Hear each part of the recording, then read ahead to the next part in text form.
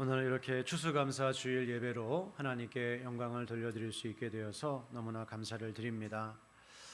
우리는 농사를 짓는 사람들은 아니지만 교회력에 1년에 한 번씩 추수감사 주일, 감사의 그런 절기를 지키도록 되어 있습니다.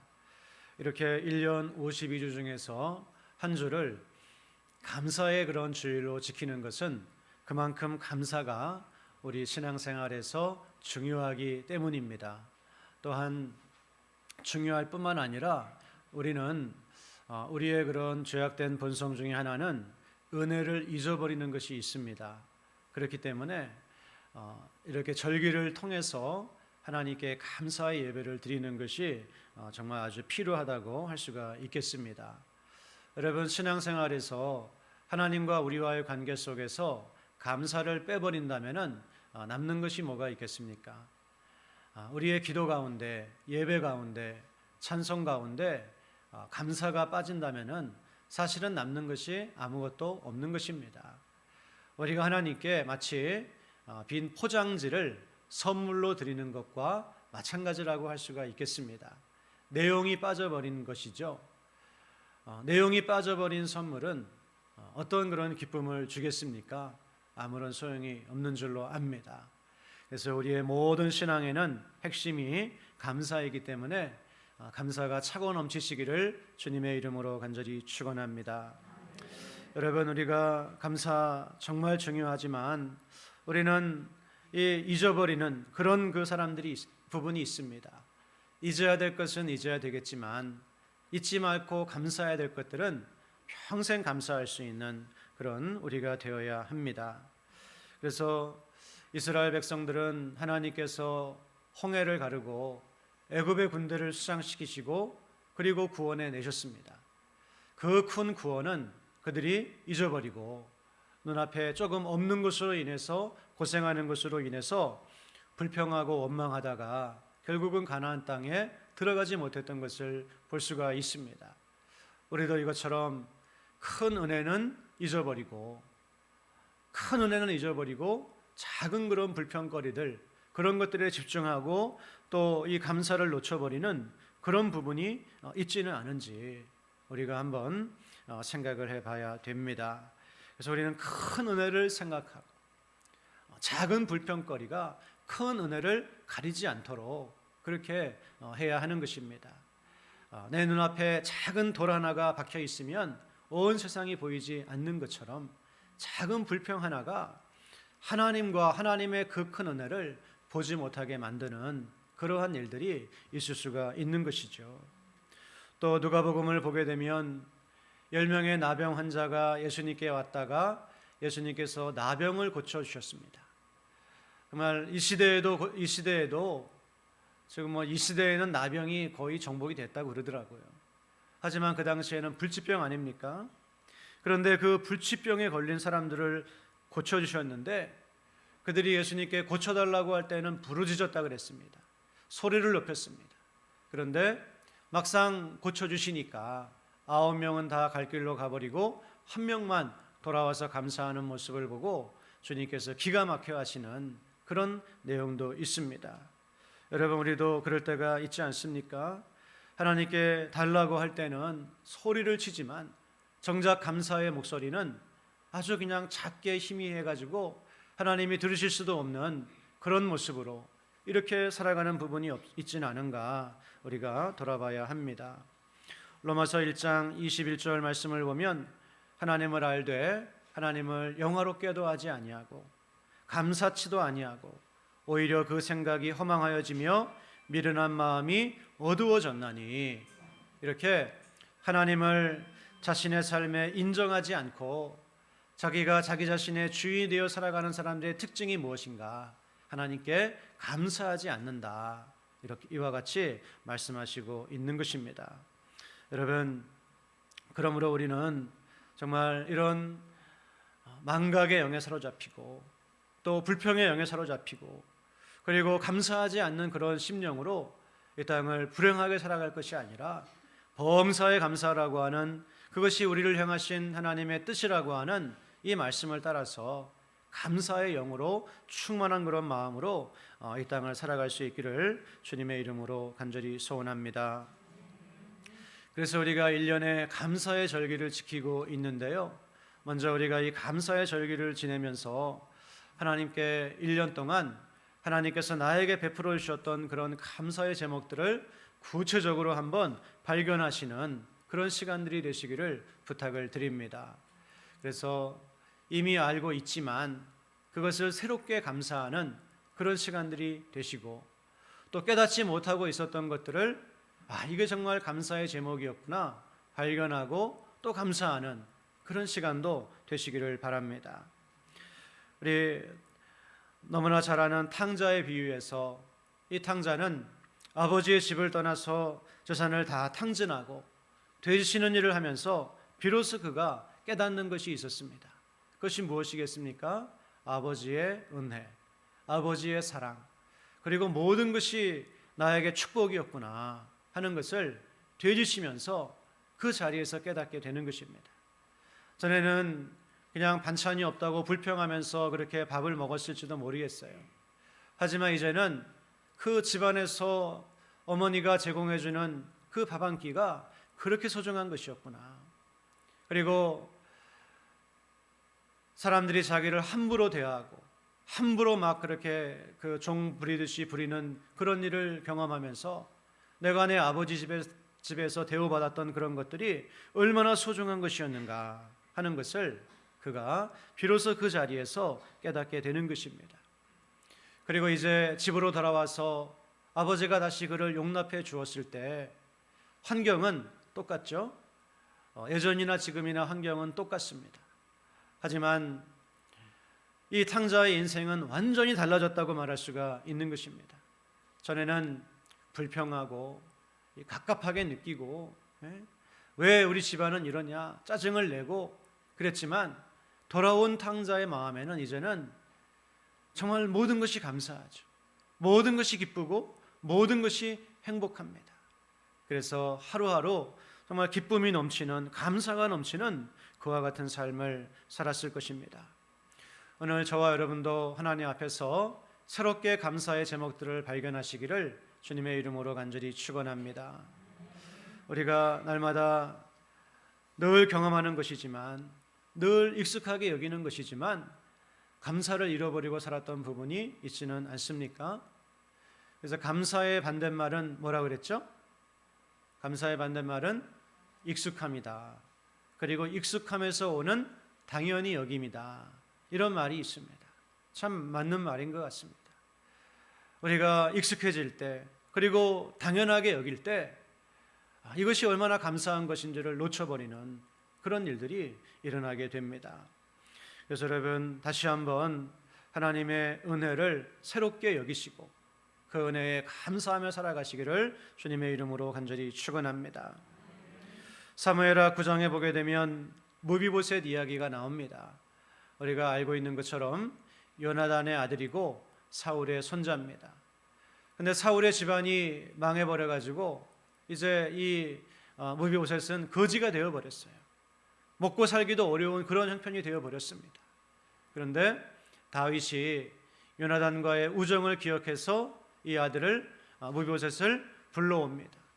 그리고 이제는 왕의 식탁에서 먹는 사람으로 만들어 주었습니다. 하루아침에 거지가 왕자가 된 거예요.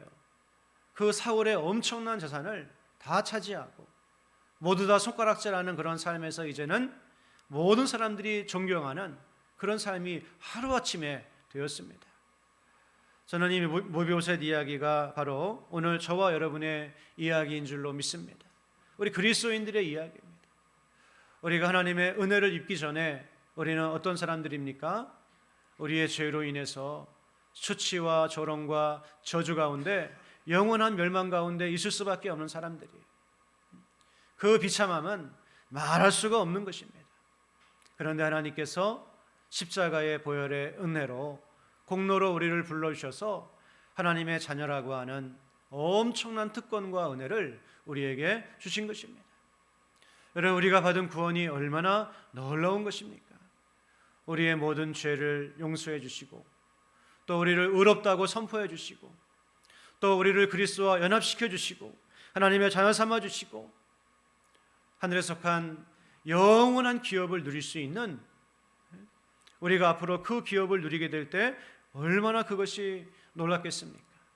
그 기업을 누릴 수 있는 하나님의 특권된 자녀로 우리를 불러주셨다라고 하는 것입니다. 그러므로 나에게 임한 은혜가 어떤 은혜인가, 이것을 날마다 기억하면서 여러분이 하나님께 감사하면서 그렇게 살아가시기를 주님의 이름으로 간절히 축원합니다. 구원의 은혜뿐만 아니라 우리의 일상의 은혜에도 마찬가지인 줄로 압니다. 하나님께서 우리의 삶에 사실 은혜가 아닌 것이 없어요. 제가 예전에 어떤 목사님 글을 읽어본 적이 있는데, 이 목사님이 미국에 가가지고 병원에 입원을 했는데 그 산소호흡기를 이제 끼고 치료를 일주일이고 갔답니다. 그랬더니 그 산소호흡기에 대한 것까지도 다 그 계산서가 오는 거예요. 이분이 크게 깨달은 것이 있었답니다. 이 공기도 돈을 내고 마시는 거였구나. 근데 나는 지금까지 하나님의 은혜로 이 신선한 공기를 평생을 마음껏 마시면서 공짜로 내가 은혜로 살았던 사람이었구나. 이거를 깨닫게 되니까 지금까지 때로 힘들고 어려운 일 가운데 불평했던 자신의 모습이 너무나 부끄럽게 느껴지고, 이제는 저 하늘의 태양도 하나님의 은혜로 느껴지고 길가에 펴있는 꽃들도 하나님의 은혜로 느껴지고 모든 것이 하나님의 은혜입니다. 이런 고백을 그의 마음속에 할 수 있게 되었다라고 하는 거예요. 여러분, 그렇지 않습니까? 모든 것이 하나님의 은혜입니다. 우리가 자격이 있어서 누리는 것은 사실 하나도 없다라고 하는 거예요. 다 하나님께서 우리에게 은혜로 주신 것이고, 특별히 우리를 하나님의 은혜로, 하나님의 선물로 구원해 주셨다고 하는 이 사실을 깨닫게 될 때 우리는 감사하지 않을 수가 없는 것입니다. 감사하지 않는 그리스도인, 참 안타깝죠. 예전에 뉴스를 보니까 어떤 젊은이가 아이가 바닷가에서 해수욕을 하다가 죽어가는 걸 보고 뛰어들어서 이 아이를 건져낸 거예요. 그래서 이 아이가 살았습니다. 그런데 이 아이를 건져낸 청년은 죽었어요. 너무 탈진이 돼가지고 죽은 모양이에요. 그런데 이 아이의 할머니가 와서 슬그머니 데려가고 그 뒤로 나타나지 않은 거예요. 그냥 도망가 버린 거예요.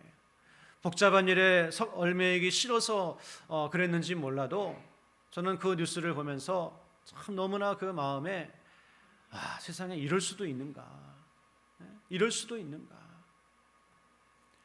그런데 우리가 하나님께서 우리를 그 아들의 핏값으로 구원해 주셨는데 이것에 대해서 감사하며 살지 못한다고 한다면은 이렇게 눈살을 찌푸리게 만들고 우리의 마음을 아프게 만드는 그 일의 주인공이 바로 내가 되는 것 아니겠습니까? 그래서 여러분, 구원의 은혜에 감사하시기를 주님의 이름으로 간절히 축원합니다. 여러분의 마음에 이 구원의 은혜에 감사하는 마음이 식어지지 않도록 사탄 마귀는 뭘 합니까? 결국 우리의 마음을 공격을 합니다. 우리의 마음을 노립니다. 은혜가 사라지도록, 감사가 사라지도록. 그래서 불평과 불만으로 가득해서 하나님의 영광을 위해 살지 못하도록, 그것이 결국은 사탄 마귀의 역사예요. 그래서 우리는 마귀에게 틈탈 기회를 주지 말아야 됩니다. 우리의 마음을 감사와 은혜로 지켜야 하는 것입니다. 그래서 여러분, 이 모쪼록 이 구원의 은혜가 우리 안에 꺼지지 않고 타오르는 불처럼 타오를 수 있기를 정말 간절히 소원합니다. 그리고 우리의 일상의 삶 속에서도 한번 하나하나 세어보면 모든 것이 하나님의 은혜예요. 그래서 저도 감사의 제목을 한번 쭉 적어봤습니다. 수십 가지 넘게 이렇게 적을 수가 있는데 너무나 그런 많은 감사의 제목들이 1년 동안 있었어요. 무엇보다 1년 동안 그냥 생명 주신 것도 감사해요. 그리고 1년 동안 설교할 수 있었던 것도 감사하고, 모든 것이 감사의 제목이에요. 그런데 제가 이 감사의 제목을 적으면서도 뭔가 제 마음 한구석에 무거운 그런 돌 같은 것이 하나 있는 것을 느꼈습니다. 사도 바울도 자기 마음을 짓누르는 것이 늘 있다고 그랬어요. 제 마음에 돌 같은 것이 하나 있고 이 문제가 해결돼야 정말 기뻐할 수 있을 것 같아요.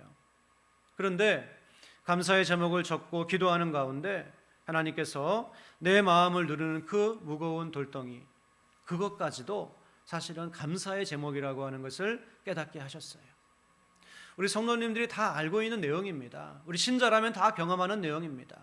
여러분, 우리를 누르는 돌덩이가 왜 감사의 제목이 됩니까? 오늘 우리 드린 찬송에도 하나님의 은혜가 우리를 묶기 때문에, 그래서 우리가 뛰쳐나가지 못하도록, 우리가 잘못되지 않도록 하나님의 은혜가, 또 고난을 통해 주신 하나님의 은혜가 우리를 묶고 있기 때문에 우리가 그 돌덩이도 은혜예요. 그 돌덩이 때문에 기도하게 됩니다. 그 돌덩이 때문에 더 겸손하게 됩니다. 그 돌덩이 때문에 더 하나님을 바라보게 됩니다. 더 하나님만을 의지하게 됩니다. 그래서 나중에 돌아보면서 우리는 모든 것이 합력하여 선을 이뤘습니다, 이런 고백을 하지 않습니까? 그래서 여러분, 깨달은 마음으로 깨닫게 되면 모든 것이 하나님의 은혜입니다. 감사의 제목인 것을 우리는 보게 됩니다. 물론 우리의 마음, 우리의 삶에는 반드시 해결되어야 될 문제가 있습니다. 하나님 앞에 부르짖어야 되고 그냥 감사합니다라고만은 할 수만은 없는 그러한 고통스러운 일도 있습니다. 그러나 대부분의 문제들은 하나님 앞에 우리가 감사할 수 있는 제목이라고 하는 것이죠. 그래서 어쩌라기 추수감사주의를 통해서 한번 여러분 성도님들도 적어보시기를 바랍니다. 내가 익숙하게 여기고 당연하게 여겼던 그 하나님의 사랑과 은혜, 또 교회를 통해 주셨던 은혜, 가정을 통해 주셨던 은혜, 한번 새로운 마음으로, 마음을 깎는 마음으로. 그래서 점자, 이 손가락으로 점자를 보시는 분들은 손을 굳은 살을 도려내야 된다 그래요. 굉장히 아프답니다. 도려내지 않으면 굳은 살이 배겨서 점자를 읽을 수가 없다는 거예요. 그것처럼 우리의 마음도 도려내야 됩니다. 다시 민감한 마음이 회복될 수 있도록 하나님 앞에 우리가 그렇게 해야 됩니다. 그래야 하나님의 은혜를 새롭게 느낄 수가 있는 것입니다. 그래서 그런 은혜를 여러분 한번, 또 나에게 삶에 주신 그런 은혜들을 하나하나 한번 생각해 보시는 시간을 가지시기를 주님의 이름으로 부탁을 드립니다. 여러 번 말씀을 드리지만 우리가 이 한 시간 설교를 듣고 돌아가는 것으로 끝나면 별로 유익이 없습니다. 말씀을 들었으면 어떻게 됩니까? 실천을 해야 됩니다. 한번 해봐야 됩니다. 도전해봐야 되고 순종해봐야 되고 한번 해봐야 됩니다. 그때 하나님의 큰 은혜가 임하게 되는 것이죠.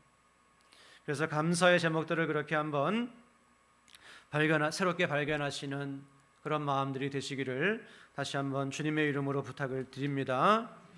그리고 두 번째로 우리는 이 깨달은 감사의 제목들을 어떻게 해야 되겠습니까? 두 번째, 입술로 고백하고 감사의 예물을 드리는 그런 믿음이 되어야 합니다. 우리가 마음속으로 막연하게 감사하다, 정말 하나님 은혜다 막연하게 느끼는 것도 중요하지만 그 감사가 더 구체화되고 더 하나님께 영광을 올리게 되고 더 깊이 우리의 삶에 와닿기 위해서는 내가 내 입술로 구체적으로 고백하는 것이 중요합니다. 그렇게 할 때 막연한 감정이 구체적인 그런 내용이 되고 우리가 하나님께 더 깊은 감사를 드릴 수가 있는 거예요. 그래서 여러분, 그냥 내 마음속에 혹시 막연하게 느끼고 있는 그런 감사가 있습니까? 입술로 분명한 여러분의 그런 표현으로 고백하시기를 바랍니다. 하나님, 한 해 동안 생명 주셔서 살게 하신 것 감사를 드립니다. 하나님, 한 해 동안 저에게 어느 정도의 수입을 주신 것 감사를 드립니다. 하나님, 저에게 이런 병에 코로나 걸렸었는데 치료해 주신 것 감사합니다. 구체적으로 고백을 할 때 더 큰 감사로 차고 넘치게 되고, 더 중요한 것은 우리가 쉽게 망각의 강에 빠지지 않게 된다라고 하는 거예요. 우리가 망각할 때 얼마나 많이 있습니까? 잊어야 될 것은 잊어야 됩니다. 그렇죠? 잊어야 될 것은 잊어야 돼요. 그러나 잊지 말아야 될 것, 그것은 잊지 않아야 됩니다. 하나님의 은혜를 잊지 않기 위해서는 그걸 좀 더 내가 입술로 고백할 필요가 있어요.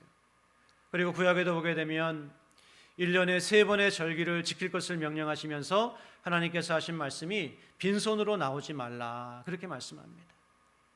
하나님이 소가 없고 양이 없어서 빈손으로 나오지 말라 이렇게 말씀하시는 걸까요? 그렇지 않습니다.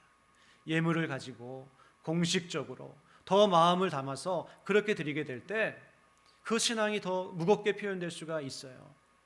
그리고 하나님께 드리는 감사가 마음으로뿐만 아니라 입술로뿐만 아니라 눈으로 보여지는 것을 통해서 이렇게 드려지기 때문에 더 깊은 그런 감사와 찬송을 하나님께 올려드릴 수가 있는 것입니다. 그래서 빈손으로 여호와를 배웁지 말고 내 하나님 여호와께서 주신 복을 따라 그 힘대로 드릴지니라.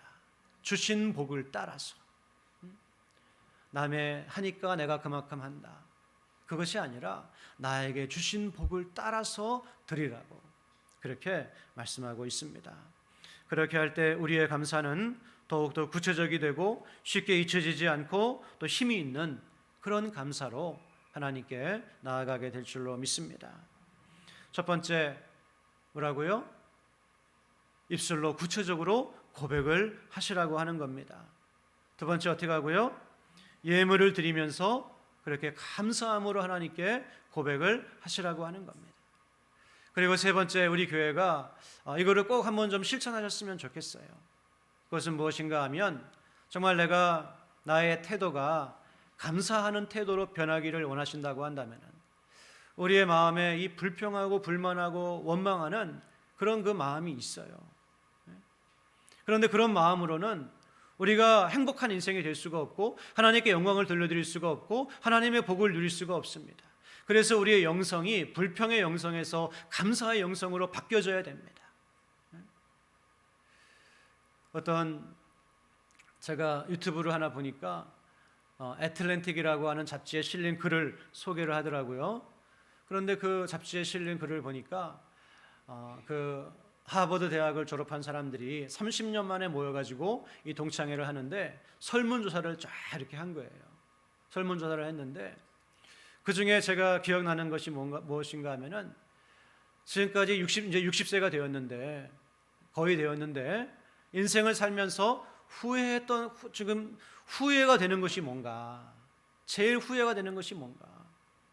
그랬더니 제일 첫 번째로 나온 게 뭐였냐면은 우리가 젊었을 때 왜 그렇게 불평불만이 많았는지 모르겠다. 그리고 왜 그렇게 매사에 비판적이었는지 모르겠다. 그게 후회가 된다고 하더라고요. 그렇습니다, 여러분. 우리가 후회할 인생이 되어서는 안 되겠죠. 불평과 원망과 짜증의 마음이 감사와 찬송의 마음으로 바뀌어져야 하는 것입니다. 그러기 위해서는 여러분 한번 감사의 제목들을 발견하시고요. 그리고 예물을 드리면서 구체적으로 고백을 하시고요. 우리 성도님들이 한번 감사의 일기를 적어보시면 참 좋을 것 같습니다. 우리 다 같이 한번 옆에 있는 분들 축복하시겠습니다. 눈을 뜨십시오.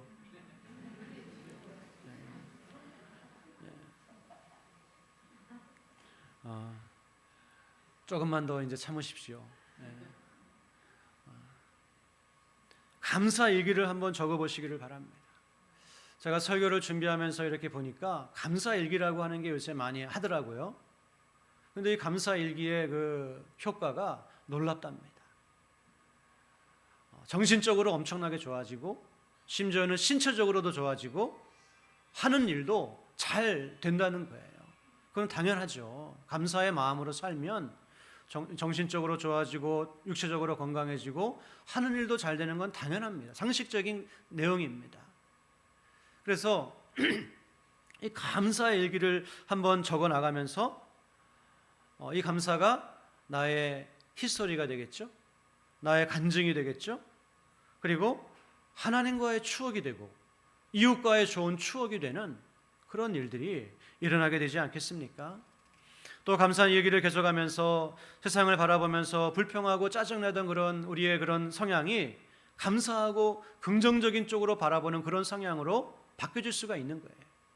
그리고 내가 바뀌면 나의 삶이 바뀌게 됩니다. 우리는 늘 무엇을 요구합니까? 나의 환경이 좀 변화되기를 바랍니다. 그래서 내가 행복해지기를 원합니다. 그러나 여러분, 환경은 잘 바뀌지 않습니다. 그러나 지금 당장 이 순간이라도 바뀔 수 있는 것이 있는데, 그것이 무엇인가? 바로 나의 마음이에요.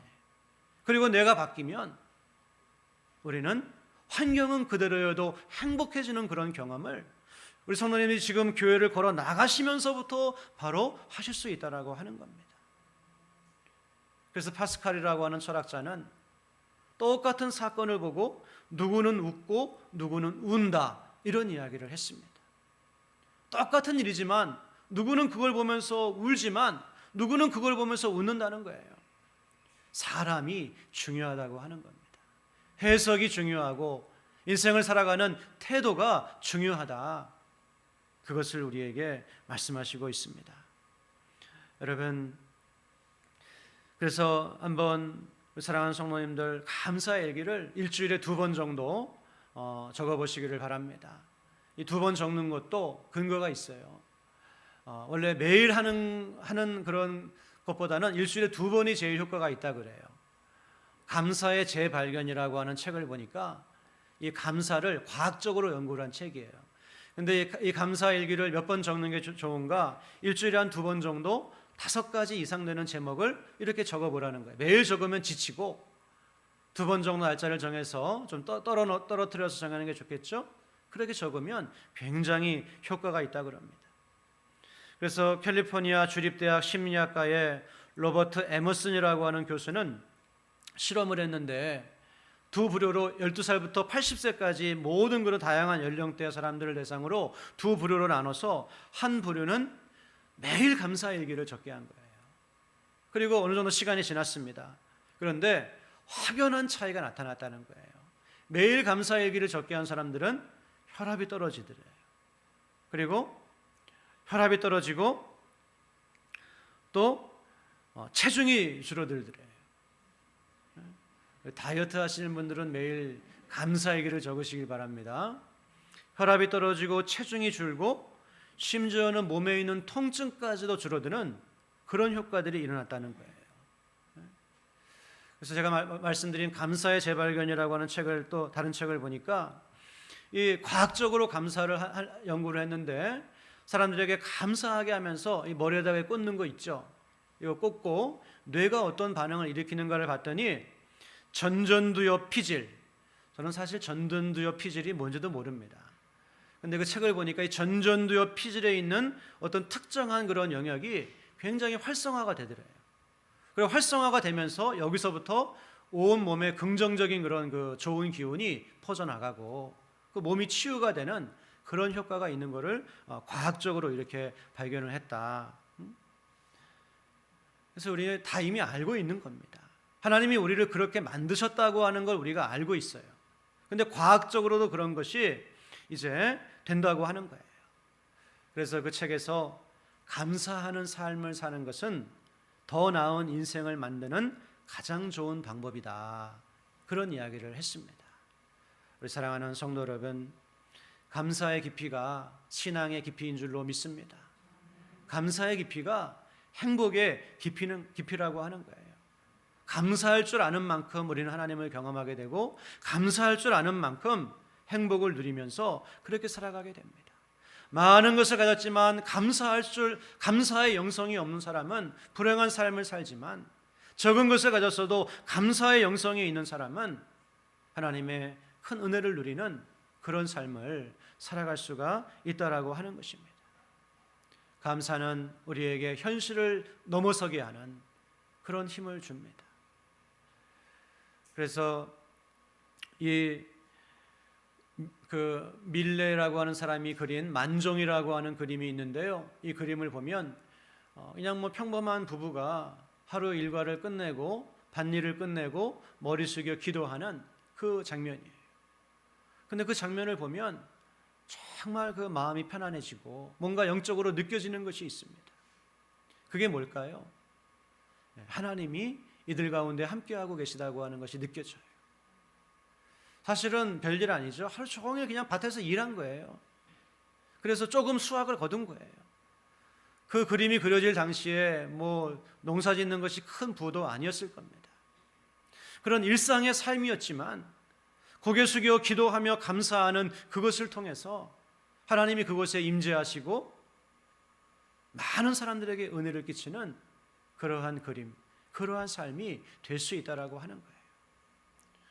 오늘 우리의 삶도 불평하고 원망하고 짜증내고 그렇게 살아가면 우리의 삶이 지옥이 됩니다. 그러나 감사의 영성으로 살아갈 때 하나님의 놀라운 은혜를 체험하게 될 줄로 믿습니다. 그래 우리가 정말 힘든데 그냥 가식적으로 형식적으로 감사하는 것도 사실은 올바른 것은 아니죠. 그럴 때는 하나님 앞에 나아가셔서 불평하시기를 바랍니다. 시편을 보면 그 미사 여구가 아니에요. 하나님 앞에서 자신의 심정을 솔직하게 쏟아부으면서 하나님 정말 이러실 수 있습니까? 도대체 언제까지 저를 이렇게 내버려 두시겠습니까? 여러분 힘들고 어려운 일이 있을 때 그때 세상을 바라보며 원망할 것이 아니라 하나님 앞에 나아가서 신령한 불평으로 하나님의 은혜를 체험하시기를 주님의 이름으로 간절히 축원합니다. 오늘 미즈노 겐조라고 하는 그런 시인이 쓴 시를 한 편 읽어드리면서 말씀을 마치려고 합니다. 이 미즈노 겐조라고 하는 시인은 이미 돌아가신 분인데요, 11살에 온몸이 마비가 되는 병에 걸렸습니다. 그래서 팔이 마비가 되고 다리가 마비가 되고 조금씩 마비가 되다가 나중에는 다 마비가 되고 이제는 살아있는 감각이 눈꺼풀 하나 남아 있어요. 이 사람이 청년이 되었지만 할 수 있는 일은 눈을 깜빡이는 그 일밖에는 아무것도 할 수가 없게 되었습니다. 여러분 그 마음이 어땠을까요? 당해보지 않은 사람은 상상할 수 없는 그런 마음이었겠죠. 근데 이 청년에게 어떤 시골의 그 목사님이 전도를 와가지고 이분이 예수님을 만나게 되었습니다. 구원받게 되었어요. 그리고 인생의 의미를 발견하고 이 사람이 시를 쓰기 시작합니다. 시를 쓰는 것도 자기가 쓸 수 없으니까 어머니의 도움을 받아서 어머니가 이 앞에다가 일본어 글자 알파벳을 쭉 붙여놓으면 어머니가 그리고 볼펜으로 하나하나 이렇게 짚어나갑니다. 그러면은 자기가 원하는 글자에 도착하면 눈을 깜빡이는 거예요. 할 수 있는 게 그거밖에 없으니까. 눈을 깜빡이면 어머니가 글자를 적고 또 눈을 깜빡이면 글자를 적고 그렇게 해서 시집 4권을 썼습니다. 그리고 그 시집의 첫 번째 시집의 제목이 무엇인가 하면 내 은혜가 내게 족하도다, 이런 시집을 썼어요. 그리고 제가 한 편을 소개하면 이런 시를 소개하고 싶습니다. 그저 감사할 뿐이라고 하는 시인데요, 가족, 사람, 주를 위해 아무것도 할 수 없어. 주님, 사람, 가족의 풍성한 사랑에 그저 감사할 뿐, 그저 감사할 뿐. 이런 그저 감사할 뿐이라고 하는 이런 시를 썼습니다. 그리고 또 이런 시를 또 썼습니다. 하나님, 오늘도 말씀해 주세요. 단 한마디뿐이어도 좋습니다. 내 마음은 작아서 많이 주셔도 넘쳐버려 아까우니까요. 해석은 우리 성도님들이 한번 스스로 해보시기를 바랍니다. 다시 한번 읽어드리면, 하나님, 오늘도 말씀해 주세요. 단 한마디뿐이어도 좋습니다. 내 마음은 작아서 많이 주셔도 넘쳐버려 아까우니까요. 사랑하는 여러분, 나중에 우리가 하나님 앞에 다 서게 되었을 때 하나님께서 우리에게 주신 은혜가 우리가 지금 비록 다 깨닫지 못하고 다 알지 못하지만 그때는 우리가 온전히 다 이해하게 되지 않겠습니까? 다 알게 되지 않겠습니까? 그때 하나님의 은혜를 온전히 우리가 깨닫게 되었을 때 이 땅을 살아가면서 불평하고 원망하며 살았던 우리의 모습이 얼마나 부끄럽게 느껴질까요?